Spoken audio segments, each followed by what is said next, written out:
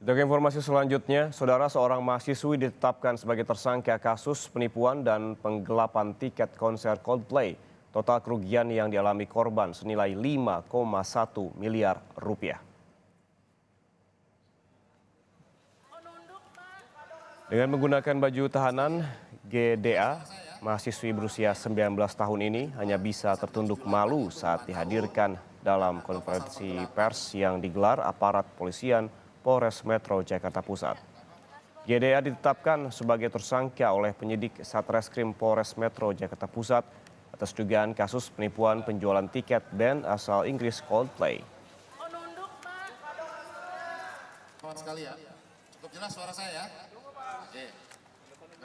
Saya Giska Dewa Aritonang, saya mengakui kesalahan saya dan saya akan mengikuti proses hukum dan kasus ini sudah saya serahkan ke pihak polisi.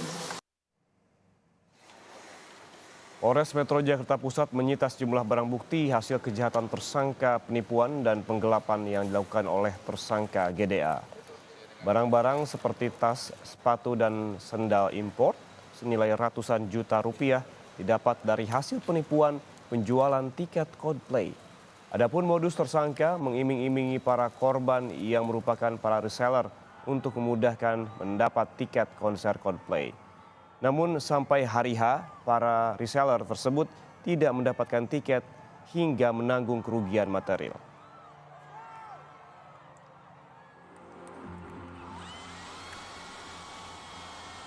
Total barang bukti ini kurang lebih ada 600 juta dan sisanya ya, hampir sekitar 2 miliar itu digunakan pribadi oleh tersangka, dan saat ini kami masih melakukan pengembangan terhadap uang atau barang hasil kejahatan yang dilakukan oleh tersangka.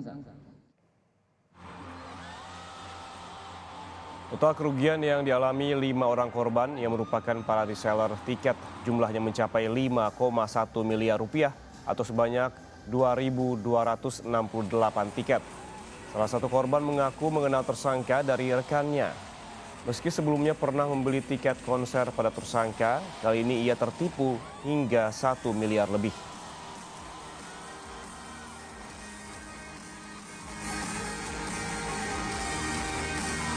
Hampir 2 minggu lah, itu belum ada kabar kalau dia tuh ngilang atau apa gitu loh. Dia selalu masih bilang tiketnya ada.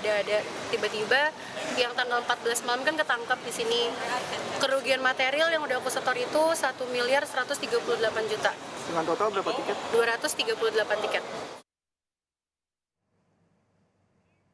Dalam kasus ini polisi menerima 6 laporan. Pertama, seseorang berinisial VS mengaku rugi senilai 1,35 miliar rupiah dengan pembelian 700 tiket. Kedua, seseorang berinisial AS dengan kerugian mencapai 1,03 miliar rupiah untuk pembelian 600 tiket. Ketiga, MF rugi 1,3 miliar rupiah atau 500 tiket.